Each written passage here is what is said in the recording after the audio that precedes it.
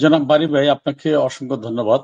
আহ, আজকে আপনার এই ফজলুল বাড়ির বাড়ির খবরে আমাকে যুক্ত করার জন্য, এবং একই সাথে আপনাকে আমি কৃতজ্ঞতা জানাচ্ছি যে আপনি অত্যন্ত মানবিক, যৌক্তিক এবং বাস্তবোচিত বিষয়ের অবতারণা করেছেন কথা বলার জন্য।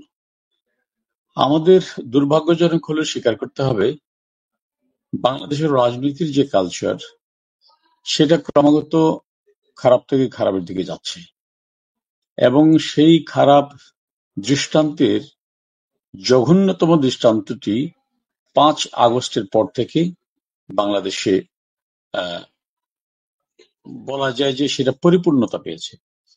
একটি রাজনৈতিক দলের উপরে রাজনীতির নামে পীড়ন, দমন, নিষ্পেষণ, বর্বরতা কত জঘন্য লেভেলে, কত ভয়ঙ্কর রূপে অ্যাপ্লাই করা যায়, তার সবকিছুই এই দখলদার ইউনূস সরকার দেখিয়ে যাচ্ছে প্রতিনিয়ত। এবং তারা যখন এই দখলদার সরকার যখন এই অমানবিক কর্মকাণ্ডগুলো পরিচালনা করছে, তখন তারা বারবার দোহাই দিচ্ছে যে আওয়ামী লীগ ফ্যাসিবাদ, সেই ফ্যাসিবাদকে আমরা নিশ্চিহ্ন করব।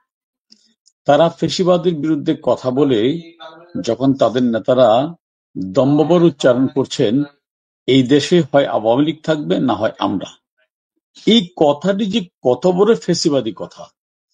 আমার সন্তান তুল্য এই সমন্বয়করা যদি তাদের ধী শক্তি দিয়ে, তাদের মেধা দিয়ে, তাদের গণতান্ত্রিক উদারতা নিয়ে উপলব্ধি করতে পারতেন, তাহলে আমি নিশ্চিত তাদের মাঝে বিবেক বোধের ন্যূনতম কিছু বেঁচে থাকলেও তারা নিজেরাই লজ্জা পেতেন অথবা লজ্জায় মুখ ঢাকতেন। তারা বলছে আওয়ামী লীগ ফেসিবাদী, এই জন্য তাদের নিশ্চিহ্ন করতে হবে। যারা বাড়ি ভাই, আমি এই প্রসঙ্গে আপনাকে দুটি ঘটনা, বাস্তব দুটি দৃষ্টান্ত দিতে চাই।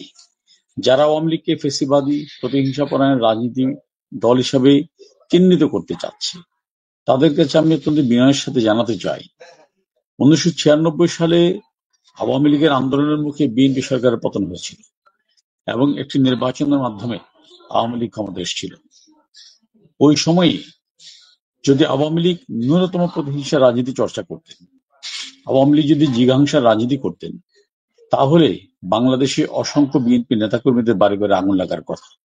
কিন্তু ওই সময়টায় আমি চ্যালেঞ্জ করে বলছি, আজকে 56,000 বর্গ মাইলের বাংলাদেশের কোথাও বিএনপির কোন নেতাকর্মীর বাড়িতে একটি ফুলের টোকাও দেওয়া, কারো বিরুদ্ধে কোনো অভিযোগ বা কারো বিরুদ্ধে কোনো নিবর্তনমূলক ব্যবস্থা গ্রহণ করা হয়নি।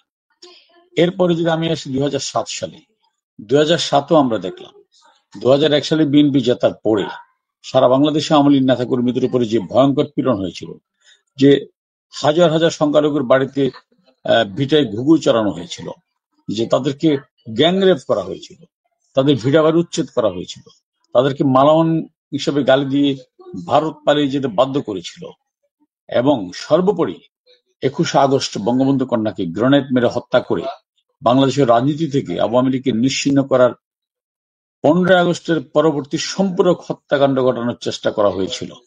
এরপরে 2007 সালে আওয়ামী লীগের প্রবল আন্দোলনের মুখে ইয়াজউদ্দিনের ইয়েস সরকার পদত্যাগ করে একটি 111 হলো, এবং সেই নির্বাচনে আওয়ামী লীগ জোটগতভাবে 300 আসনের মধ্যে 262 আসনে জয়লাভ করল।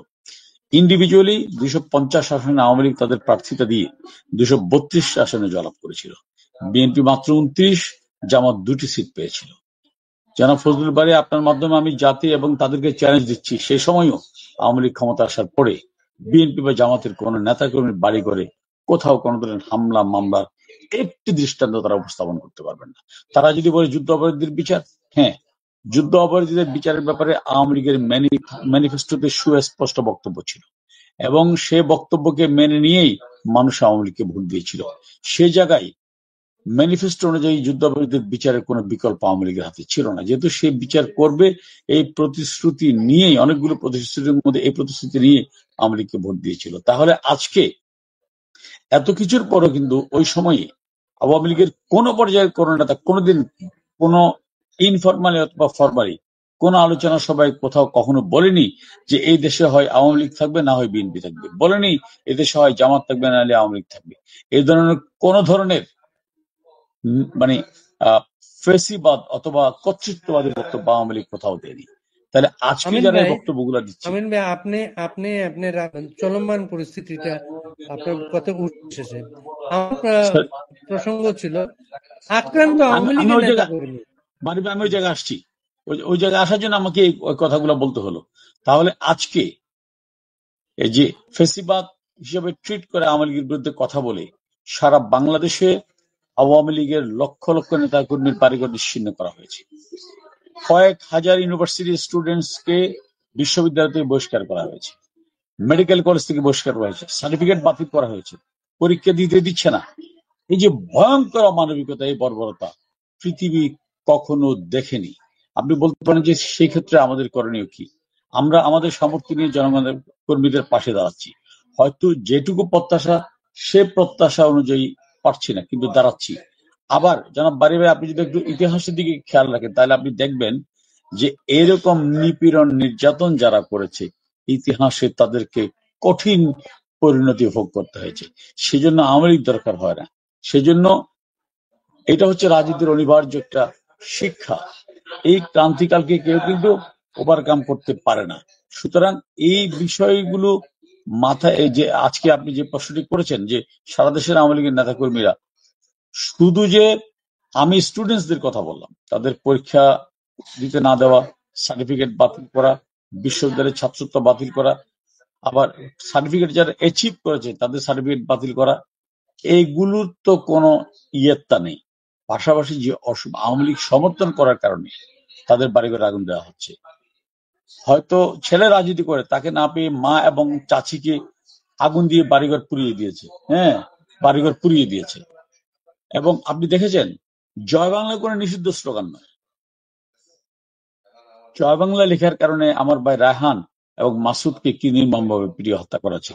ইতিহাস এর দায় নিবে না, এর দায় থেকে কেউ রেহাই পাবে না। এবং রাজনীতির যে অমুক শিক্ষা, সেই শিক্ষাই এর প্রায়শ্চিত্ত সবাইকে করতে হবে। আপনি যাদেরকে সন্তান সম বলছেন সেই ছাত্র নেতা এবং বাংলাদেশের অন্যতম প্রধান বুদ্ধিজীবী এই সময়ের সলিমুল্লাহ খান, তিনি বলেছেন আওয়ামী লীগ ইতিমধ্যে অপ্রাসঙ্গ হয়ে গেছে।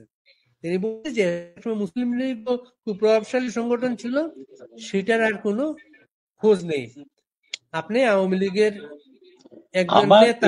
এই আমার এই দুইজনের কাছে আমার দুটি বিষয় জানার আছে। প্রথমত, আমার সন্তানতুল্য সমন্বয়করা যারা বলছেন যে আওয়ামী লীগকে অপ্রাসঙ্গিক করে দিতে হবে এবং তারা বৈষম্য বিরোধী আন্দোলনের নামে যুদ্ধ অপরাধীদের ছাতার নিচে গিয়ে এই আন্দোলনটা করেছিল, আমি তাদেরকে একটা চ্যালেঞ্জ দিচ্ছি। তারা কালকে এই অপ্রাসঙ্গিক আওয়ামী লীগ, তাদের ভাষায় অপ্রাসঙ্গিকতা যাচাই করার জন্য তারা কালকে আরেকটা আন্দোলনের ডাক দিক। তারা বলুক যে তোরা সব রাজুতাই, আমরা আওয়ামী লীগকে অপ্রাসঙ্গিক হয়েছে জনগণের জনসমাবেশ ঘটিয়ে সেটা প্রমাণ দিব। তারা বলুক তোরা সব রাজুতাই, কালকে এখান থেকে আমরা আওয়ামী লীগ অপ্রাসঙ্গিক হয়েছে মানুষের সমাবেশের মাধ্যমে তারা আমরা জাতিকে জানাবো। দেখি কয়জন মানুষ যায়। আমি বলছি বাড়ি ভাই, ওই রাজু কিন্তু আর তাদের ডাকে সাড়া দিবে না। তখন তারা বুঝতে পারবে কে অপ্রাসঙ্গিক। আনাব সলিমুল্লাহ সাহেব যেটি বলেছেন, ওনার দৃষ্টিভঙ্গিকে আমি চ্যালেঞ্জ করছি, এটা তার, উনি বলতে পারে, এটা তার অধিকার। ওনাকেও আহ্বান জানাবো, আওয়ামী লীগ কতটুকু প্রাসঙ্গিক আছে অথবা অপ্রাসঙ্গিক হয়েছে সেটা যাচাই করার জন্য এখন তো সংবিধান সংস্কার কমিটি, যেই সংস্কার কমিটিতে থাকার কোনো যোগ্যতাই রিয়াজ সাহেবের নেই, যেহেতু উনি একজন বিদেশি নাগরিক, নৈতিক কোনো তার অধিকার নেই এবং তিনি সজ্ঞানে বাংলাদেশের নাগরিকত্ব পরিত্যাগ করে আরেকটি দেশের শপথ, সংবিধান অনুযায়ী শপথ নিয়ে নাগরিকত্ব গ্রহণ করেছেন। তাকেও যখন তাকে বানিয়েছেন, তিনি সেখানে গণভোটের ব্যবস্থা করেছেন। তাহলে আগামীকাল অথবা এই মাসের মধ্যে যে কোনো দিন এই বিতাড়িত আওয়ামী লীগের এই অবস্থায়, এই কঠিন অবস্থায় একটা গণভোট দিতে বলেন। আওয়ামী লীগ কতটুকু প্রাসঙ্গিকতা হারিয়েছে অথবা হারায়নি, এটা সলিমুল্লাহ সাহেবরা যখন দেখবে, তখন যদি তার মধ্যে বিবেক নামে কিছু থাকে, উনি লজ্জায় মানুষকে আর মুখ দেখাতে পারবে না। সলিমুল্লাহ সাহেবদের মতো শিক্ষকদেরকে আমি মনে করি যে যখন এরকম রাজনৈতিক বক্তব্য দেয়, তখন তাদের উচিত যে ওই শিক্ষকতার পেশাটাকে আড়াল করে সরাসরি পলিটিক্সে আসা উচিত। তখন তারা বুঝবে যে কে প্রাসঙ্গিক হয়েছে আর কে অপ্রাসঙ্গিক। আপনি আপনি যে গণভোটের কথা বললেন, কিন্তু আমাদের বাংলাদেশে তো গণভোটের অভিজ্ঞতা ভালো না। গণভোট করেছিলেন জিয়াউর রহমান, হানা ভোট, কেউ ভোট দিতে যায় নাই। গণভোট করেছিলেন এরশাদ, কেউ ভোট দিতে যায় নাই। গণভোট করা হয়েছিল বিচারপতি শাহাবুদ্দিনের সুপ্রিম কোর্টে ফিরে যাওয়া নিয়ে, কেউ ভোট দিতে যায় নাই। কিন্তু শতভাগ ভোট পড়েছে, হা জয়যুক্ত হয়েছে, এভাবে কিন্তু প্রতিষ্ঠিত করা হয়েছে। আজকে গণভোট যদি ডাকা হয়, কেউ যদি ভোট দিতে না যায়, তারা যদি দেখায় যে মানুষ ভোট দিয়েছে, কিভাবে মোকাবেলা করবেন বিষয়টা? বাড়ি ভাই, আপনি একেবারে যথার্থই এই বিষয়টা অ্যাড্রেস করেছেন যে 77 সালে প্রথম হানা ভোটে কিন্তু অনেকগুলো কেন্দ্রে 100% বেশি ভোট কাস্ট হয়েছিল। কিন্তু আমার আস্থার জায়গাটা এখানে 1977, 1990, 1982 আর 2025 সম্পূর্ণ ভিন্ন। এখন প্রযুক্তির যুগ। যখন তারা অপ্রাসঙ্গিক প্রমাণ করতে গিয়ে ওই যে ওখানেও তামাশা করবে, ভোট কেন্দ্রে মানুষ না যাওয়ার পরে যখন ডিক্লেয়ার করবে, তখন বিশ্ববাসী দেখবে ওইটার মধ্যেও তারা মূলত দেখা যাবে তারাই অপ্রাসঙ্গিক হয়ে গিয়েছে। ওখানেও কিন্তু একটা প্রমাণ পাওয়া যাবে। আর মানুষের লাইন ধরে যখন মানুষ ভোট কেন্দ্রে গিয়ে যদি অপ্রাসঙ্গিক করে, তখন আমি সেদিন সলিমুল্লাহ সাহেবকে স্যালিউট করব, আর সমন্বয়কদেরকে স্যালিউট করব। বাট আমি আপনাকে অ্যাসিওর করছি, 45 বছরের রাজনৈতিক অভিজ্ঞতার আলোকে একটা গণভোট যদি তারা করে বা যেটাই করে, তাহলে কিন্তু প্রাসঙ্গিকতায় কারা আছে সেটা নতুন করে তারা টের পাবে। বাংলাদেশের মুক্তিযুদ্ধ, বাংলাদেশের জন্মের নানা ঘোষণার জন্য স্মারক ভবন, যেটা বঙ্গবন্ধু মিউজিয়াম, যেটা ছিল 32 নম্বরের বাড়ি, সে বাড়িটা পুড়িয়ে দেওয়া হয়েছে। বাংলাদেশের মুক্তিযুদ্ধের সংগঠনের নেতৃত্ব সংগঠন আওয়ামী লীগের অফিস যেটা, সেটা একটা পরিত্যক্ত ভবন। সেটা কেন শৌচালয় বলছে তারা। 15 আগস্ট বা 10 জানুয়ারি আপনাদের বড় দুইটা দিন গেল, কোথাও কিন্তু আপনার নেতা কর্মীদের ঢোল নামে নাই। আত্মপক্ষ কি নিয়ে আপনাদের? বঙ্গবন্ধুর 32 নম্বর ঐতিহাসিক বাড়ি পুড়িয়ে দেওয়া হয়েছে, আওয়ামী লীগ অফিসগুলো জ্বালিয়ে ছারখার করে দেওয়া হয়েছে। এটা তো এদের জন্য অস্বাভাবিক কোন কাজ নয়। জনাব বারি ভাই, আপনি যখন দেখবেন 5ই আগস্টের পরে যখন পাকিস্তানের প্রধানমন্ত্রী বলেন 71-এ শেখ মুজিব পাকিস্তান ভেঙে যে বিশ্বাসঘাতকতা করেছিল, এখন মুসলমান ভাইরা তার প্রতিশোধ নিচ্ছে। অথবা এক সপ্তাহ আগে পাকিস্তানের পররাষ্ট্রমন্ত্রী যখন বলেন বাংলাদেশ আমার হারিয়ে যাওয়া ভাই, তাহলে তো বোঝার বাকি থাকে না ওই যে 32-এ সেই পবিত্র তীর্থভূমি, যেখান থেকে 71-এর মুক্তিযুদ্ধ শুধু নয়, 52-র ভাষা আন্দোলন থেকে শুরু করে 23 বছরের ধারাবাহিক লড়াই সংগ্রামের পথ, যে পথ বেয়ে আমরা 71-এ পৌঁছেছিলাম মুক্তির স্বর্ণালী বৈজয়ন্তীতে, সেটাকে তারা নিশ্চিহ্ন করতে চাইবে। এবং এই নিশ্চিহ্ন করার প্রচেষ্টার মাধ্যমে এটা জাতির কাছে পরিষ্কার হয়ে গিয়েছে ওরা বাংলাদেশটা চায় না। সেই কারণেই ওরা যে পাকিস্তান, ভারত থেকে চিনি ইম্পোর্ট করে, আমরা এখন সেই পাকিস্তান থেকে আবার চিনি ইম্পোর্ট করছি। তো এই এবং আবার যারা 47 থেকে 71, 23 বছর এই নিপীড়নের মধ্যে বাঙালিদেরকে সৎভাইয়ের সম্মানও দেয়নি, সৎভাইয়ের অধিকারও দেয়নি, তারা এখন বলছেন বাংলাদেশ আমার হারিয়ে যাওয়া ভাই। তো এই হারিয়ে যাওয়া ভাইরা যখন এক জায়গায় হয়, সেখানে তো আপনি 71 পাবেন না, সেখানে আপনি 52 পাবেন না, সেখানে আপনি 66 পাবেন না, 6 দফা পাবেন না, 69-এর গণ অভ্যুত্থান পাবেন না। সেখানে আপনি কি পাবেন? সেখানে পাবেন উপদেষ্টাদের ভাষ্যে যে 47-এ পাওয়া ঘুণে দ্বারা ফোকলা স্বাধীনতা 24-এ পূর্ণতা দেওয়ার প্রচেষ্টা, অর্থাৎ সেখানে 71 নাই। তো যখন 71 থাকবে না, 71-কে নিশ্চিহ্ন করতে চাইলে 71 যে বাড়িকে ঘিরে তৈরি করা হয়েছে সেটাকে নিশ্চিহ্ন করতে হবে। 71 তৈরিতে যারা নেতৃত্ব দিয়েছে সে আওয়ামী লীগকে নিশ্চিহ্ন করতে হবে। এবং এই নেতৃত্বের যে বাতিঘর, সেটা শেখ হাসিনা, তাকেও অপ্রাসঙ্গিক করতে হবে। এই সবই কিন্তু ওই একই খেলা। এই খেলাটাই বাংলার মানুষ আজকে হাড়ে হাড়ে উপলব্ধি করতে পারছে বলেই সেই সময়ে তথাকথিত বৈষম্য বিরোধী আন্দোলনে অনেক তরুণ সমাজ যারা শেখ হাসিনার পতন চেয়েছিল, যারা আহ, এ- এ- যারা এই লড়াইয়ের পক্ষে ছিল, তারা আজকে বলছে যে আমাদেরকে প্রতারিত করা হয়েছিল। আমাদেরকে তো বলেনি যে শেখ হাসিনার পতন হলে আমাদের সংবিধান পাল্টে দেওয়া হবে। আমাদেরকে তখন বলেনি যে শেখ হাসিনা দেশ ছেড়ে পালিয়ে গেলে আমাদের বাংলাদেশের নাম পাল্টে দেওয়া হবে, ৭২ সংবিধানকে কবর দেওয়া হবে। সেই প্রতারণা আজকে মানুষের কাছে প্রতিভাত হয়েছে বলেই মানুষ এখন আবার বলছে আগেরটাই ভালো ছিল, শেখ হাসিনাই ভালো ছিল, তাকেই আবার দরকার। এটা এই সমস্ত কিছু বলছে, অনলাইনে আসছে, নানা কিছু বক্তব্য আসছে, কিন্তু প্র্যাকটিক্যাল হচ্ছে গত 5 মাসে এখন পর্যন্ত আওয়ামী লীগের একজন স্পোকসম্যান কে কেউ জানে না।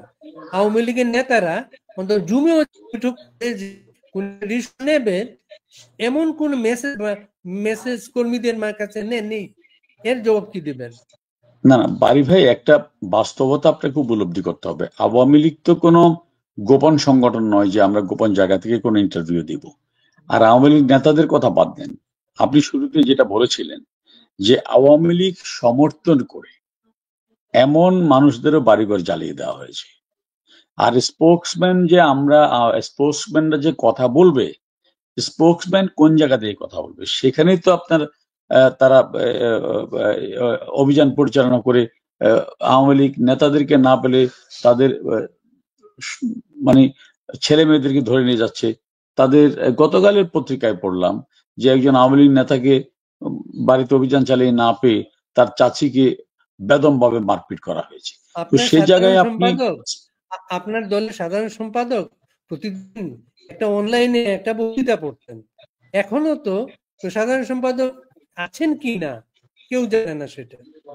না, শুনেন, আওয়ামী লীগের তো কনফারেন্স ছাড়া আমাদের তো নেতৃত্ব বাদ দেওয়ার কোনো প্র্যাকটিস নেই। তাছাড়া যেহেতু উনি সাধারণ সম্পাদক থাকবে কি থাকবে না, এই জন্য আমাদের দুটি বিষয়ে আমরা সিদ্ধান্ত নিতে পারি দুইভাবে। প্রথমত সম্মেলনের মাধ্যমে, দ্বিতীয়ত আওয়ামী লীগের একটা ওয়ার্কিং কমিটি বসবে, বসে সেখানে মূল্যায়নের পরে একটা সিদ্ধান্ত নিতে পারি।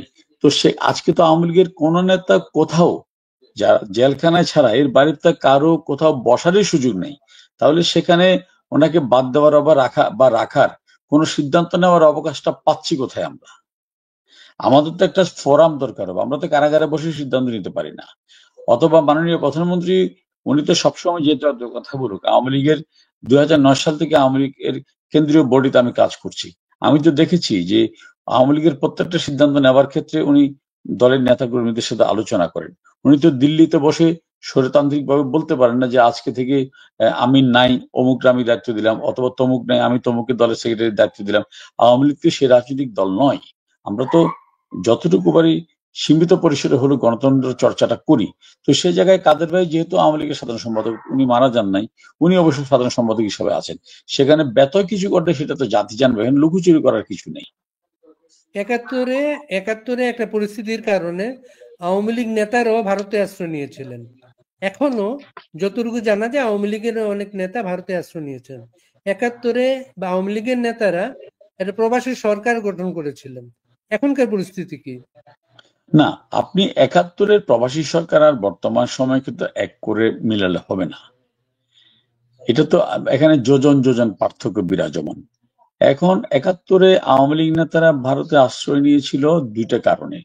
প্রথমত পাকিস্তানিদের যে ভয়ঙ্কর অপারেশন সার্চলাইটের মাধ্যমে যে ভয়ঙ্কর নিপীড়ন, এবং মিট্টি চাহিয়ে বলে টিকা খান যেই কথা বলেছিল, মুঝে মিট্টি চাহিয়ে আদমি নেই, ওই জায়গায় মিট্টি চাহিয়ে আদমি নেই সেই ঘোষণাকে চ্যালেঞ্জ করে তাদের বিরুদ্ধে পাল্টা যুদ্ধ করার প্রস্তুতির একটা বিষয় ছিল, এবং একই সাথে নিজেদের যান বাঁচানোর একটা বিষয় ছিল। এখন তো আমরা বাংলাদেশের মানুষের বিরুদ্ধে যুদ্ধ করবে না আওয়ামী লীগ। আওয়ামী লীগ তো পাকিস্তানের বিরুদ্ধে যুদ্ধ করে দেশটা স্বাধীন করেছে। এখন ওরাও এক ধরনের পোড়ামাটি নিয়েছে, পোড়ামাটি নীতি গ্রহণ করেছে। যে পোড়ামাটি নীতি গ্রহণ করার কারণে ৩২ নম্বরে আগুন জ্বলে, আওয়ামী লীগ অফিসে আগুন জ্বলে, আওয়ামী লীগের নিরীহ মানুষের বাড়িঘরে আগুন জ্বলে। তাদের আপনি চিন্তা করতে পারেন বাড়ি ভাই, যে মাসুদ, যাকে শিবির এর আগে হত্যা করতে না পারে একটি পা বিচ্ছিন্ন করে ফেলেছিল, যে একটা আর্টিফিশিয়াল পা লাগিয়ে চলতো, রাজশাহী বিশ্ববিদ্যালয়ের ছোট্ট একটা চাকরি করে বউ নিয়ে সংসার করতো, 5ই আগস্টের পরে তার সদ্য প্রসূত সন্তানের যে দুধ আনতে গিয়েছিল, তাকে কি ভয়ঙ্কর ভাবে হত্যা করেছে, অসুস্থ এবং পঙ্গু একজন মানুষকে। এই বর্বরতা আপনি ইসরায়েলি বাহিনীর মধ্যে ছাড়া ছাড়া আর কার মধ্যে পাবেন কিনা আমি জানি না। আমরা সোশ্যাল মিডিয়ায় ইসরায়েলি বাহিনীর এরকম কিছু বর্বরতা দেখেছি। তো সেই জায়গায় দাঁড়িয়ে আওয়ামী লীগ নেতা কর্মীরা যদি কোনো জায়গায় সাময়িকভাবে একটা শেল্টার নেয়, আমি তো সেখানে দোষের কিছু দেখি না। বাট আমরা তো কখনো আর দেশের বিরুদ্ধে যুদ্ধ করব না, ডেফিনেটলি নট। আমরা দলকে সংগঠিত করে মানুষের ভালোবাসায় বলিয়ান হয়ে আবারও বঙ্গবন্ধু কন্যার নেতৃত্বে আওয়ামী লীগ ঘুরে দাঁড়াবে, সেটাই আমি খুব গভীরভাবে বিশ্বাস করি, দৃঢ়ভাবে বিশ্বাস করি। ছাত্রলীগকে নিষিদ্ধ করা হয়েছে, ছাত্রলীগের নেতা কর্মীদের গ্রেফতার করে প্রচার করা হচ্ছে নিষিদ্ধ সংগঠন ছাত্রলীগের অমুক অমুক আটক করা হয়েছে। বঙ্গবন্ধুর অসমাপ্ত আত্মজীবনী বই তাদের সাথে পাওয়া গেছে, ওইখানে উল্লেখ করা হচ্ছে নিষিদ্ধ সংগঠন তাদের কাছে নিষিদ্ধ কিছু বই পাওয়া গেছে। এটা প্রতিরোধ হয় নাই কিন্তু প্র্যাকটিক্যালি। আওয়ামী লীগকে যদি নিষিদ্ধ করে তাহলে আপনারা কিভাবে প্রতিরোধ গড়ে তুলবেন? রাজনীতিতে একটি রাজনৈতিক দলকে অধ্যাদেশ দিয়ে নিষিদ্ধ করা যায় না। ছাত্রলীগ কিন্তু ক্ষমতার গহ্বরে বসে উচ্ছিষ্ট বিলিয়ে জন্ম নেওয়া কোনো সংগঠন নয়। ক্ষমতার বাইরে থেকে দুর্দণ্ড প্রতাপশালী মুসলিম লীগের রক্তচক্ষু উপেক্ষা করে সাধারণ ছাত্রদের অধিকার আদায়ের প্রত্যয় নিয়ে 1948 সালের 4 জানুয়ারি বঙ্গবন্ধুর নেতৃত্বে এই ছাত্রলীগ প্রতিষ্ঠিত হয়েছিল। তো যারা অধ্যাদেশ বা প্রজ্ঞাপনের মাধ্যমে যে সংগঠনের জন্ম হয়নি, সেই সংগঠনকে কোনো প্রজ্ঞাপন দিয়ে নিষিদ্ধ করা যাবে না। তাছাড়া পলিটিক্স এমন একটা কঠিন এবং বাস্তবচিত জিনিস, সেখানে আপনি অধ্যাদেশ দিয়ে কাউকে নিশ্চিহ্ন করা যায় না। আবার অধ্যাদেশ না দিলেও অনেকে নিশ্চিহ্ন হয়। আপনি একটু আগে জনাব সলিমুল্লাহ খানের একটা উদ্ধৃতি দিয়েছিলেন মুসলিম লীগের কথা। মুসলিম লীগকে কিন্তু বাংলাদেশে কেউ কখনো নিষিদ্ধ করেনি, কিন্তু আজকে মুসলিম লীগ আপনি বাটি চালান দিয়ে খুঁজে পাবেন না। ইভেন বাংলাদেশের কমিউনিস্ট পার্টি একসময় অনেক শক্তিশালী রাজনৈতিক দল ছিল। ন্যাব মুজাফফর অনেক শক্তিশালী রাজনৈতিক দল ছিল। ন্যাব ভাসানী অনেক শক্তিশালী রাজনৈতিক দল ছিল। তাদের কারো রাজনীতি কিন্তু বাংলাদেশে নিষিদ্ধ করা হয়নি, কিন্তু এখন তাদেরকে খুঁজতে গেলে লাঠি চালান বা বাটি চালান দিতে হবে। তো আপনি আমি বিশ্বাস করি একটি রাজনৈতিক দল যদি জন আকাঙ্ক্ষা ধারণ করে সে অনুযায়ী কাজ করতে পারে, তাহলে কোনো নিষিদ্ধাদেশ, কোনো প্রজ্ঞাপন তাকে ঠেকানো যায় না। সেটা মাটি ফুঁড়ে বেরিয়ে আসে। আওয়ামী লীগও তেমন একটা সংগঠন, আর ছাত্রলীগ তো তার চেয়ে বেশি। মনে রাখতে হবে, ছাত্রলীগের 27,000 নেতা কর্মীর জীবন জড়িয়ে আছে মহান মুক্তিযুদ্ধের গৌরবের সাথে। ছাত্রলীগকে আজকে টেরোরিস্ট বানানো হচ্ছে, সন্ত্রাসী সংগঠন বানানো হচ্ছে। বাড়ি ভাই, যারা এই কথাগুলো বলছেন তাদেরকে শুধু চোখ কান খোলা রেখে একবার বলতে চাই, কোভিড ক্রান্তিকালে সন্তান মাকে ফেলে এসছে ডাস্টবিনে, বাবা যাচ্ছে না সন্তানের লাশ দেখতে, তখন এই ছাত্রলীগের কর্মীরা পিঠে অক্সিজেন সিলিন্ডার মেখে লাগিয়ে মানুষের ঘরে ঘরে গিয়ে সেবা দিয়েছিল। এই ছাত্রলীগকে দখলদার ইউনূস একটা অধ্যাদেশ দিয়ে নিষিদ্ধ করবে, সেটা বাস্তবায়িত হয়ে যাবে। যদি তাই হতো, তাহলে এখনো পঙ্গপালের মতো ছাত্রলীগ বেরিয়ে আসছে কি করে? উই পোকার মতো ছাত্রলীগ বেরিয়ে আসছে। প্রতিদিন বাংলাদেশের রাজপথ প্রকম্পিত হচ্ছে জয় বাংলা স্লোগানে। এটি হচ্ছে ছাত্রলীগের গৌরবময় অধ্যায়, এটা হচ্ছে ছাত্রলীগের ইতিহাস। এই ইতিহাস চাইলে আপনি কেউ মুছে ফেলতে পারবে না, কেউ পারবে না। এই জন্যই কবি বলেছেন, যতবারই হত্যা করো জন্মাবো আবার, দারুণ সূর্য হব, লিখবো আবারও নতুন কোন ইতিহাস। ছাত্রলীগ বারবার নতুন ইতিহাস নির্মাণ করেছে। এই জন্য ছাত্রলীগ অপ্রতিরোধ, এটাকে ওই অধ্যাদেশ অথবা প্রজ্ঞাপন দিয়ে বন্ধ করা যাবে না। যতটুকু জানা যাচ্ছে, আন্তর্জাতিক পরিমণ্ডল সাম্প্রতিক পরিবর্তনের আভাস পাওয়া যাচ্ছে। যেমন আমেরিকা এবং ব্রিটেন, দু দেশই এর মাঝে তাদের একটা মনোভাব প্রকাশ করেছে, বাংলাদেশের সব দলের অংশগ্রহণে তারা নির্বাচন চায়। দেশের এই সরকার, তারা আওয়ামী লীগ মাইনাস আওয়ামী লীগ নির্বাচন চায়, কিন্তু বিএনপি অন্তত তারা মতামত প্রকাশ করেছে আওয়ামী লীগকেও তারা নির্বাচন চায়। আওয়ামী লীগকে যদি নির্বাচনে অংশগ্রহণ করতে না দেয়, আপনারা কি করবেন তখন? আমি একজন রাজনৈতিক কর্মী হিসাবে এটুকু বুঝি যে বাংলাদেশ আওয়ামী লীগকে নির্বাচনের বাইরে রেখে নির্বাচন করার মতো কোন সক্ষমতা এই দখলদার বাহিনীর নেই। আওয়ামী লীগ নির্বাচনে অংশগ্রহণ না করলে সে নির্বাচন বিশ্বের কোথাও কোনোভাবেই এই গ্লোবাল ওয়ার্ল্ডে অ্যাকসেপ্টেড হবে না। আর এই ক্ষেত্রে বিএনপির যে রাজনীতি এবং তাদের যে বক্তব্য নির্বাচন কেন্দ্রিক, আমি মনে করি তারা এখানে ম্যাচিউর পলিটিক্স করছে। এটা যে আওয়ামী লীগকে ছাড়া তারা নির্বাচন চায়নি সে কারণে বলছি না, এই জায়গাটাই বিএনপির নেতৃত্বকে আমার অনেক ম্যাচিউর মনে হচ্ছে। তারাও এটা উপলব্ধি করতে পারছে যে সত্যিকার অর্থে যদি দেশটাকে একটা জায়গায় রাখতে চায়, সামনের দিকে এগোতে চায়, তাহলে তো আওয়ামী লীগের যদি যতই খারাপ অবস্থা হোক, জানাব বাড়ি ভাই, 35% মানুষ তো আওয়ামী লীগকে ভোট দিয়েছে, বারবার দিবে। আপনার ইভেন 2001 সালে যে নির্বাচনে আওয়ামী লীগ পরাজিত হয়েছিল, মাত্র 62 আসন পেয়েছিল, সেই নির্বাচনেও কিন্তু আওয়ামী লীগ আপনার 42% ভোট পেয়েছিল। 2001 সালের কথা বলছি, তো আজকের বাস্তবতা কি? সুতরাং এটি তাদের আরেকটি অলিক স্বপ্ন কুসুম কল্পনা, এটা কোনোদিন বাস্তবায়িত হবে না। আগে আওয়ামী লীগের বিচার, তারপর নির্বাচন, এমন একটা শপথ আছে বর্তমান সরকারের। আইন উপদেষ্টা বলেছেন মার্চের মধ্যে বিচারটা শুরু হবে। আপনারা যে আদালতে যুদ্ধাপরাধীদের ফাঁসি দিয়েছিলেন, সেই আদালতে শেখ হাসিনাকে ফাঁসি দেওয়ার এটা প্রস্তুতি চলছে। এটাকে কিভাবে মোকাবেলা করবেন আপনারা? একটা দেখেন, অপূর্ব একটা পরম্পরা দেখেন। 68 সালে আগরতলা ষড়যন্ত্র মামলায় বঙ্গবন্ধুকে কিন্তু ফাঁসি দেওয়ার সমস্ত আয়োজন সম্পন্ন করে ফেলেছিল, কবরও করা হয়েছিল। এটা ছিল পাকিস্তানি আদালত। আমি বারবার একটি কথা বলি, রাজনৈতিক নেতার বিচার আইনের আদালত হয় না, জনতার আদালত হয়। পাকিস্তানের আইনের আদালত যে বঙ্গবন্ধুকে ফাঁসির রায় দিয়েছিল, বাংলাদেশের জনগণ সেই বঙ্গবন্ধুকে ফাঁসির রজ্জু থেকে খুলে এনে ভেঙে কারারের লৌহ কপাট ভেঙে ফেলে করে লোপাট করেই তাকে রাজ সিংহাসনে বসিয়েছিল, তাকে মুকুটবিহীন সম্রাট বানিয়েছিল। আমি দেখতে পাচ্ছি বঙ্গবন্ধু কন্যাও ঠিক সেই পথে যাচ্ছে।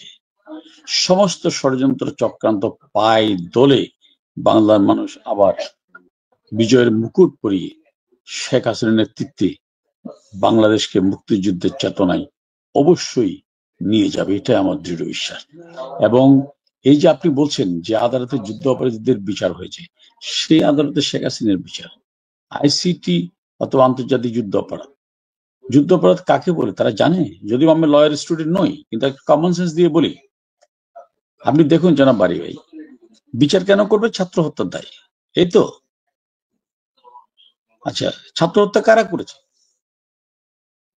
যখন সমন্বয়ক হাসিব মিডিয়ায় ইন্টারভিউ দিয়ে বলে, যদি আমরা মেট্রো রেল আগুন না দিতাম, যদি আমরা পুলিশ হত্যা না করতাম, তাহলে বিপ্লব হতো না। তাহলে হত্যাকারী কে? যখন বিএনপি নেতা বাচ্চু সাহেব সিরাজগঞ্জে বলেন এনায়েতপুর থানায় 13 জন পুলিশকে আগুন দিয়ে হত্যা না করলে এই আন্দোলন হতো না, তাহলে হত্যাকারী কে? শেখ হাসিনা নাকি আমরা? তাহলে বিচার কার করবেন? যারা ঘোষণা দিচ্ছে আমি হত্যা করেছি, সে হত্যাকারী নাকি শেখ হাসিনা হত্যাকারী? আর আইন অনুযায়ী আইন শৃঙ্খলা বাহিনী শপথ নেয় রাষ্ট্রীয় সম্পদের নিরাপত্তার, জানমালের নিরাপত্তার দায়িত্ব দিতে, নিশ্চিত করতে। সেখানে আপনি যখন রাষ্ট্রীয় সম্পদ মেট্রো রেল আগুন দিতে আসছেন, যখন পুলিশকে হত্যা করতে আসছেন, তখন পুলিশের তো সাংবিধানিক অধিকার সেই রাষ্ট্রীয় সম্পদ রক্ষা করা, সাধারণ মানুষের জানমাল রক্ষা করা এবং নিজেদের রক্ষা করা। সেটা রক্ষা করতে গিয়ে যদি কেউ মারা যায়, সেখানে তো বিচার করার কোনো সুযোগ নেই। তো সুতরাং জাতিকে এভাবে বেশি দিন দমিয়ে রাখা যাবে না। মানুষের এই আওয়ামী এই যে হাসিব সাহেব যে বক্তব্য দিয়েছেন, যে এটা কিন্তু তাকে রিমান্ডে নিয়ে কেউ বক্তব্য আদায় করেনি, অথবা গত 4 দিন আগে সিরাজগঞ্জ বিএনপির নেতা জনাব বাচ্চু সাহেব যে বক্তব্য দিয়েছেন যে সেদিন যদি এনায়েতপুর থানায় আমরা পুলিশ হত্যা না করতাম, এই আন্দোলন সফল হতো না, তাকে কিন্তু রিমান্ডে নিয়ে কেউ এই কথা বলেনি। তারা স্বতঃস্ফূর্তভাবে জনগণের সামনে, বিশ্ব মিডিয়ার সামনে এই বক্তব্য দিয়েছেন। আমি যে আপনার সাথে কথা বলছি, এটা ঘরোয়া কোনো আলাপ না, এটা বাই দ্য ওয়ে এটা সারা ওয়ার্ল্ডে ছড়িয়ে যাবে। তো এখানে যদি বলি যে আমি বাড়িকে হত্যা করতে চেয়েছি, তাহলে এরপরে তো বিচার করলে আমার করতে হবে, আরেকজনের উপর সেই দায় চাপানো যাবে না। সুতরাং জাতির কাছে এগুলি যত দিন যাবে তত পরিষ্কার হবে। আবু সাইদ মুগ্ধ স্লোগান দেওয়া হচ্ছে, আমি তাদের বিদে আপনার মাগফিরাত কামনা করি। আমি আল্লাহকে সাক্ষী রেখে বলছি, যারা এই হত্যাকাণ্ডের সাথে জড়িত তাদের বিচার হোক, সে হত্যাকারী যদি আমিও হই। কিন্তু আবু সাইদের গায়ে পুলিশের গুলি লাগলো 3:30 থেকে 4টার মধ্যে। 8:30 পর্যন্ত সে কোথায় ছিল, কারা তাকে হসপিটালে না নিয়ে আটকে রাখলো? সেখানে তো আওয়ামী লীগের কেউ ছিল না। আবু সাইদ মুগ্ধ পানি দিচ্ছিল আন্দোলনকারীদেরকে মিছিলের মাঝখানে। কে গুলি করলো? ওখানে পুলিশের গুলিতে মিছিলের মাঝখানে যেতে পারে না। ওখানে তো আওয়ামী লীগের কোনো লোক ছিল না, তাদের লোক ছিল। তাহলে কে গুলি করলো? এগুলো জাতির সামনে আসুক, সেইগুলি যদি আমি করি আমারও বিচার হোক। সুতরাং সত্যকে আপনি বেশি দিন ধামাচাপা দিতে পারবেন না। মানুষের কাছে সবার মুখ খুলবে ইনশাল্লাহ। ভারতীয় একজন প্রবীণ সাংবাদিক মানস ঘোষ স্টেটসম্যান পত্রিকার সম্পাদক ছিলেন এবং মুক্তিযুদ্ধে তার খুব চমৎকার একটা ভূমিকা ছিল। সেই মার্চের প্রথম দিন থেকে তিনি মুক্তিযুদ্ধের নানা রিপোর্ট করে করে বিকশিত হয়েছেন। সেই মানস ঘোষ সম্প্রতি আমাদের সাথে এটা টক শোতে বলেছেন, একটা দেশ চালাতে গেলে অনেকের ভুল হয়, আওয়ামী লীগেরও অনেক ভুল ছিল। ইন্দিরা গান্ধীও ক্ষমা চেয়েছেন। আওয়ামী লীগের উচিত ভুল ত্রুটি স্বীকার করে ক্ষমা চাওয়া। এ নিয়ে আপনাদের বক্তব্যটাকে? আমার বক্তব্য খুবই স্পষ্ট। আওয়ামী লীগের যারা নেতৃত্ব দিচ্ছে বা দিয়েছে, আওয়ামী লীগ সময় যারা সরকারে ছিল, তারা কেউ তো ফেরেশতা ছিল না, মানুষ ছিল। তো মানুষের ভুল হবে না এটা আমি কেন দাবি করবো? ভুল তো হতে পারে। 15.5 বছর রাষ্ট্র পরিচালনা করেছে বঙ্গবন্ধু কন্যা শেখ হাসিনা। মেট্রো রেল, পদ্মা সেতু, 3 লক্ষাধিক রাস্তা, কালভার্ট, ব্রিজ, শিক্ষা ব্যবস্থা, বিনামূল্যে বই, বয়স্ক ভাতা, বিধবা ভাতা, মুক্তিযোদ্ধা ভাতা, স্বামী পরিত্যক্ত ভাতা, কি দেয়নি, কি করেনি? এখানে ভুল তো হতে পারে, কিন্তু ভুলের অবশ্যই ভুল হলে সেজন্য জাতির কাছে ক্ষমা চাওয়া উচিত। আপনার নিশ্চয় মনে থাকার কথা, 96 নির্বাচনের আগে বঙ্গবন্ধু কন্যা কিন্তু স্পষ্টভাবে বলেছিলেন যে, প্রিয় দেশবাসী, আমরা এর আগেও ক্ষমতা ছিলাম। আমাদের সেই সময় ক্ষমতা থাকাকালীন সময়ে আমাদের কোনো যদি ভুল ত্রুটি হয়ে থাকে, আমরা আপনাদের কাছে সেই জন্য ক্ষমা চাই। আমাদের সেটা নিয়ে কোনো দ্বিধা নেই। কিন্তু বিষয় হচ্ছে কি, এই যে ভুলটা হয়েছে অথবা ভুলের জন্য ক্ষমা চাইবো, সেই জন্য তো আমাদের একটা ফোরামে বসা দরকার। একটা ফোরামে বসে যখন আলোচনা হবে, আওয়ামী লীগের কেন্দ্রীয় কমিটিতে অথবা পার্লামেন্টারি মেম্বারের সদস্য যারা ছিল তারা, অথবা যে কোনো একটা জায়গায়, সেখানে কেউ বক্তব্য রাখবে আমাদের এটা ভুল ছিল, কেউ বক্তব্য রাখবে ভুল হয় নাই। একটা আলোচনা হবে। আলোচনার পরে আমরা সবার আলোচনা শেষে একটা কনক্লুশনে যাব। তখনই তো ভুল ত্রুটির জন্য ক্ষমা চাওয়া হতে পারে। এখন আমরা কোথায় গিয়ে সেই অ্যানালাইসিসটা করব, কোথায় গিয়ে আমরা সেই ডিসকাশন করব, কোথায় গিয়ে আমরা কনক্লুশনে যাব? একদল নেতা কারাগারে, অনেকে আছে অন্তরালে, কেউ ঘর থেকে বেরোতে পারতেছে না। কথা বললে অনেক নেতারা কেঁদে কেঁদে বলে যে কোথায় যাব? রাতে ঘরে থাকলে পুলিশ আসে, সারা জেগে থাকি। দিনের বেলা বেরোলে জামাত শিবিরের সন্ত্রাসীরা খুঁজে, কোথায় যাব আমরা? এই অবস্থার মধ্যে আমরা ভুলের জন্য, ভুল যদি প্রথমে ফাইন্ড আউট করতে হবে ভুলটা কি কি ছিল। ভুল ছিল, আমি কোনোভাবে অস্বীকার করছি না। যেমন ধরেন, ইউনূস সাহেব যেটি বলেছেন যে এটা একটা মেটিকিউলাস, দীর্ঘদিন যাবত একটা মেটিকিউলাস প্ল্যানের মাধ্যমে এই কাজটা করেছে। এই যে মেটিকিউলাস একটা প্ল্যান, সেটাকে আমরা ধরতে পারলাম না, বুঝতে পারলাম না, এটাও তো আমাদের ব্যর্থতা। কিন্তু এগুলির জন্য একটা আলোচনা সভা, একটা ফোরাম দরকার। সেই ফোরামটা তো আমরা কোথাও বসতে পারিনি। যে যখনই সুযোগ হবে তখন ডেফিনেটলি সেই জায়গায় আমরা জনগণকে সঠিকভাবে নিশ্চয়ই অ্যাড্রেস করব। বিএনপি আন্দোলনে কিছুই করতে পারছিল না, এখান থেকে কোনো ধরনের ভুল ধারণা তৈরি হয়ে গিয়েছিল যে এই আন্দোলনকে আপনার গুরুত্ব দেন নাই? না, এটা তো আমি বললাম আপনাকে, এটা নিয়ে আমি এখানে কালেকটিভ একটা সিদ্ধান্ত ছাড়া ইন্ডিভিজুয়ালি কোনো মতামত দেওয়ার সুযোগ এখানে নাই। আমরা যখন আমাদের কেন্দ্রীয় কমিটি বসবে অথবা আমাদের বর্ধিত কমিটি বসবে, জেলা আওয়ামী লীগের প্রেসিডেন্ট সেক্রেটারি সবাইকে নিয়ে, সেখানে আলোচনার মাধ্যমে একটা সিদ্ধান্ত না আসা পর্যন্ত আমি ইন্ডিভিজুয়ালি এখানে আমার কোনো মতামত এটা নিয়ে দিতে চাই না। সেখানে যে বক্তব্য দিচ্ছেন প্রবাসী নেতাদের উদ্দেশ্যে, এগুলো নিয়ে দু মতামত আছে। কেউ বলছেন এগুলা তার বক্তব্য না। আওয়ামী লীগের নেতা হিসেবে আপনি কি মনে করেন? আমি আপনার প্রশ্নটা বুঝতে পারিনি। মানে এই বক্তব্যগুলোকে তার, না আর্টিফিশিয়াল ইন্টেলিজেন্স দিয়ে তৈরি করা বক্তব্যগুলা? এখানে আসলে আমি এই বিষয়টা নিয়ে আমি নিজেও কনফিউজড। তার কিছু কিছু বক্তব্যকে আদৌ ওনার কিনা সেটা নিয়ে আমার মনেও কনফিউশন তৈরি হয়েছে। যেহেতু ওনার সাথে আমাদের সরাসরি দেখা বা এরকম কমিউনিকেশনের জায়গাটা খুবই ন্যারো। সেই জায়গা থেকে এটা আপার পক্ষ থেকে সুনিশ্চিত না করা পর্যন্ত আমাদের পক্ষে এটা নিয়ে কথা বলা, নিশ্চিত করা বা কোনো কমেন্টস করা আমি উচিত মনে করি না। আপনি একটা কথা বললেন, তার সাথে আপনাদের যোগাযোগের বিষয়টা ন্যারো, এটা কি উনি চাচ্ছেন না? না, না না, বিষয়টা হচ্ছে কি, ওনার নানাবিধ কারণে আমাদের সাথে কেন্দ্রীয় নেতৃবৃন্দের সাথে এবং একেবারে প্রান্তিক লেভেলের নেতা কর্মীর সাথে মাননীয় প্রধানমন্ত্রীর টেলি যোগাযোগটা নিয়মিত। কিন্তু এই বিষয়টা তার টেলিফোনে যোগাযোগের মাধ্যমে নিশ্চিত করা যাবে না। এগুলো তো সামনাসামনি বসে কথা বলার পরেই এই বিষয়গুলো আমরা একটা আলোচনাটা করতে পারি। এটা তো ওভার টেলিফোন আলোচনা করার মতো কোনো বিষয় নেই। সেজন্য বলছি। আর আমারও নিজের কাছে এই বিষয় নিয়ে সন্দেহ আছে যে সবকিছু ওনার বক্তব্য কিনা, কারণ ওনাকে যেভাবে আমরা দেখেছি, তো সেইভাবেই আমাদের মনে হয়নি যে সবকিছু তার বক্তব্য। এখানে তো তার বক্তব্যকে মিসলিড করার অপচেষ্টা থাকতে পারে, তার বক্তব্য থেকে অন্যভাবে ডাইভার্ট করে সেখান থেকে তাকে তার সম্পর্কে নেতিবাচক ধারণা দেওয়ার প্রচেষ্টা থাকতে পারে। আর এই টেকনোলজির যুগে তো এআইটি ব্যবহারের মাধ্যমে অনেক কিছু করা যায়। পুরুষের কণ্ঠকে মহিলার কণ্ঠ করা যায়, মহিলার কণ্ঠকে পুরুষের কণ্ঠ করা যায়, অনেক কিছু, সবকিছু অলমোস্ট করা যায়। তো সেই জায়গায় এগুলো সরাসরি আপনার সাথে কথা বলে আমরা যে সিদ্ধান্তটা পাবো, যে রেজাল্টটা, সেটা তো ওভার টেলিফোন বা অন্যভাবে সেটা পাওয়া যাবে না। সেটি আমি মূলত বলতে চেয়েছি। অনলাইনে একটা প্রচারণা আছে, খুব তাড়াতাড়ি শেখ হাসিনা একটা বক্তব্য দেবেন এবং গুরুত্বপূর্ণ কোনো ঘোষণা আসতে পারে, এ নিয়ে কোনো ধারণা আছে আপনাদের?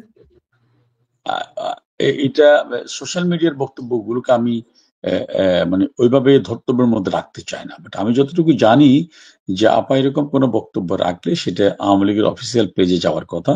যেহেতু অফিসিয়াল পেজে 19 তারিখে আপার বক্তব্য নিয়ে কোনো সুস্পষ্ট কোনো ধরনের নির্দেশনা নেই, সুতরাং আমি মনে করি যে এটা হচ্ছে না। এটা সোশ্যাল মিডিয়াতে অনেক কথাই অনেকভাবে মানুষ ছড়াচ্ছে।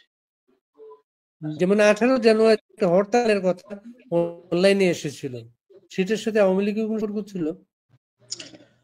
18 জানুয়ারি হরতাল প্রসঙ্গে এখানে মাননীয় প্রধানমন্ত্রীর একটা অডিও ক্লিপস যেটি এসছে, যদিও আমি জানি না যে এটা আপা কার সাথে বলেছে, কি বলেছে, সেখানে কিন্তু তার বক্তব্যটা ছিল এমন যে, যে হারে মানুষের উপর ভ্যাটের বোঝা চাপিয়ে দেওয়া হচ্ছে, তাতে বাংলাদেশের মানুষ মানে অর্থনৈতিকভাবে দিশাহীন হয়ে যাবে।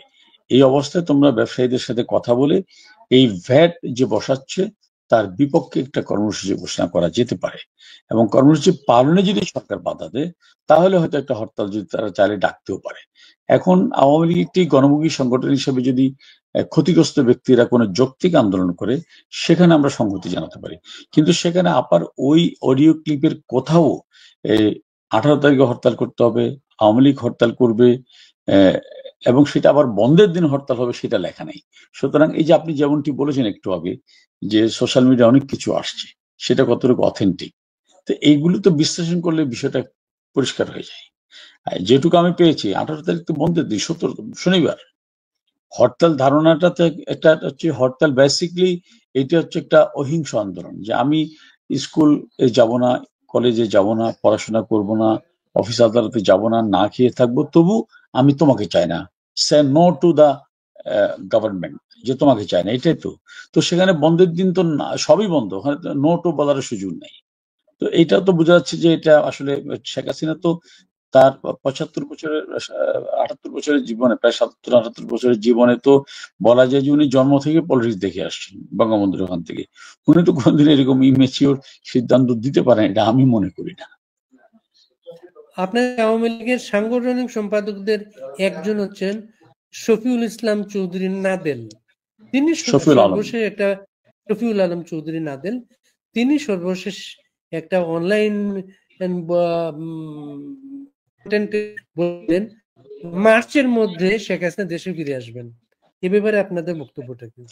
আমি একটু কথা বলি, আমি এটুকু বলি যে উনি বঙ্গবন্ধুর মেয়ে, কিন্তু উনি ফরগেট অ্যাবাউট দ্য বাংলাদেশের প্রধানমন্ত্রী ছিলেন, আওয়ামী লীগের প্রেসিডেন্ট, সব বাদ দেন, উনি বঙ্গবন্ধুর মেয়ে।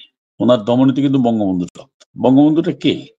যিনি বলেছিলেন যে আমি বললে আমার লাশটা বাংলাদেশে পাঠিয়ে দেব, যিনি বলেছিলেন যে মুসলমান একবার মরে, দুইবার মরে না, আমি মানুষ, আমি মুসলমান। উনি তার মেয়ে। বাংলাদেশে ফিরবে। সেটা কি মার্চে না আগামীকাল এটা জানি না, এটাকে বলতে হয় না, ফিরবেই। যারা বলছেন যে শেখ হাসিনাকে ফিরিয়ে এনে বিচার করাবে, ফিরিয়ে আনতে হবে না, উনি আসবে এবং বাংলার মানুষ তাকে মাথার মুকুট বানিয়ে আনবে এই দেশের জন্য, এই দেশের মানুষের জন্য তার অবদানের কারণে। শুধু সময়ের অপেক্ষা। বাট আমি নাদেল কেন সেটা কোন প্রেক্ষিতে বলেছে আমি জানি না। নাদেলের মতো আমি টাইম দিনক্ষণ ডিক্লেয়ার করতে চাই না, বাট উনি ফিরবেন, উনি মানুষের মাঝে ফিরবেন, উনি বাংলাতে ফিরবেন, সোনার বাংলায় ফিরবেন, এটা ইউনিভার্সাল ট্রুথ। শেষ প্রসঙ্গ নিয়ে একটু আলাপ করি, হচ্ছে আওয়ামী লীগের পুনর্গঠন নিয়ে। আমাদের এইখানে, আমাদের এই ফোরামে, আমাদের এই ইউটিউব চ্যানেলে একজন সিনিয়র সাংবাদিক, কানাডা প্রবাসী সাইফুল আলম, তিনি তার অনুসন্ধানের আলোকে বলেছিলেন জিল্লুর রহমানের নেতৃত্বে যখন আওয়ামী লীগ পুনর্গঠনের কাজটা হলো 1/11 পর, ঠিক এখন সাবেক রাষ্ট্রপতি আব্দুল হামিদের নেতৃত্বে একটা উদ্যোগ চলমান, একটা মুরব্বী হিসেবে তার নেতৃত্বে পুনর্গঠনের বিষয়টা। আমাদের ওই বক্তব্যটা আসার পরে আমরা দেখলাম তার বিরুদ্ধে হত্যা মামলা দেওয়া হয়েছে। পুনর্গঠনের কাজটা আসলে কিভাবে চলছে? আপনাদের এই বক্তব্যের পরে জনাব আব্দুল হামিদের বিরুদ্ধে হত্যা মামলা দেওয়া হয়েছে, তারপরে কি বলেছেন? আমি এরপরে কথাটা বুঝিনি আপনার। আসলে পুনর্গঠনের কি কাজ চলছে আপনাদের মাঝে? আমি আপনাকে বললাম তো, এটা আওয়ামী লীগ তো আগুনে পড়া ফিনিক্স পাখি। আপনার মনে আছে নিশ্চয় বাড়ি ভাই, ৬৬-তে ৬ দফা দেওয়ার পরে আওয়ামী লীগের পুরুষ নেতাদের গ্রেপ্তার করতে করতে আর কোনো পুরুষ ছিল না দলের দায়িত্ব নেওয়ার। আমানা বেগমকে ভারপ্রাপ্ত সাধারণ সম্পাদক করা হয়েছিল, আওয়ামী লীগকে নিশ্চিহ্ন করা যায়নি। বঙ্গবন্ধুকে হত্যা করে এই আওয়ামী লীগকে নিশ্চিহ্ন করার জন্য কারাগারে, পৃথিবীর সবচেয়ে নিরাপত্তম জায়গা, বাংলাদেশের ৪ জাতীয় নেতাকে হত্যা করা হয়েছিল। বঙ্গবন্ধুকে ৭৫ সালে হত্যা করার পরে আওয়ামী লীগ যখন দলবিদের আওতায় আওয়ামী লীগের অনুমোদন নিতে গিয়েছিল, তখন জিয়া রহমান সাহেব শর্ত দিয়েছিলেন বঙ্গবন্ধু শব্দটি শেখ মুজিবের নামে লেখা যাবে না। আওয়ামী লীগ সেই শর্ত মেনেই কিন্তু দলের অনুমোদন নিয়েছিল রাজনীতি করার। কিন্তু এবং ২১ বছর এই দেশের টেলিভিশনে, সরকারি টেলিভিশনে, সরকারি রেডিওতে, পত্রিকায় বঙ্গবন্ধু নিষিদ্ধ ছিল, নিষিদ্ধ করতে পারেনি। আমি ওই যে আগে বললাম না আপনাকে যে রাজনীতিবিদের বিচার কিন্তু ওইসব আইনের আদালত হয় না, জনতার আদালত হয়। সুতরাং আওয়ামী লীগ পুনর্গঠন কার নেতৃত্বে হবে সেটা সময় বলে দেবে। আওয়ামী লীগ পুনর্গঠিত হবেই, আওয়ামী লীগ ঘুরে দাঁড়াবে, এটা হচ্ছে সত্য। আপনি বললেন যে ওই সময় এমন একটা সময় ছিল, গ্রেপ্তার করতে করতে আমেনা বেগম ছাড়া কোনো নারী নেতৃত্ব পাওয়া যায়নি। ৭৫-এর পরে একজন জোহরা তাজউদ্দিন পাওয়া গিয়েছিল। আজকে তার ছেলে আওয়ামী লীগের ক্ষমতায় ফিরে আসে বিরোধী। তা আপনারা আর কাকে চিন্তা করেন একজন বিকল্প কেউ আসতে পারেন? এটা সময় বলে দেবে। দেখুন, ৭৫-এর ১৫ই আগস্টে বঙ্গবন্ধু হত্যার পরে অথবা ৩রা নম্বর জেল হত্যার পরে কেউ কি ভেবেছিলেন যে তাজউদ্দিন আওয়ামী লীগের হাল ধরবে? Was that projected? নো, কোনো প্রজেকশন ছিল না। সময়ের প্রয়োজনে কেউ না কেউ চলে আসে লিডারশিপ, এক্ষেত্রে তেমনই হবে। ৭৫-এর ৩রা নম্বর বঙ্গবন্ধু জাতীয় চার নেতা হত্যার পরে জোড়া তাজউদ্দিন আওয়ামী লীগের হাল ধরবে, এটা তো কেউ ভাবেনি। তখন গৃহিণী ছিলেন, কিন্তু হাল ধরেছিলেন। কারণ আপনার মধ্যে যদি ভিশন থাকে, কমিটমেন্ট থাকে, সততা থাকে, আপনি ঠেকাতে পারবেন না। আপনার নিশ্চয় মনে আছে অসমাপ্ত আত্মজীবনীতে বঙ্গবন্ধুকে তার পিতা জনাব লুৎফর রহমান বলেছিলেন, যদি তোমার অনেস্টি অফ পারপাস থাকে তাহলে তোমার কেউ ঠেকাতে পারবে না। ঠিক আওয়ামী লীগের সেরকম। সোহেল তাজের ভূমিকা নিয়ে কিছু বলবেন?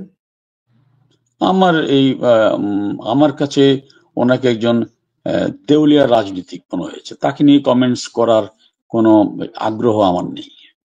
একটা সে একজন আমার কাছে সে কোনো আলোচনার বিষয় না। কাদের সিদ্দিকী কিছুদিন আগে তার এলাকায় আওয়ামী লীগের গ্রেপ্তারকৃত নেতা কর্মীদের থানা ঘেরাও করে ছাড়িয়ে এনেছেন। সে কাদের সিদ্দিকী নিতে পারে না?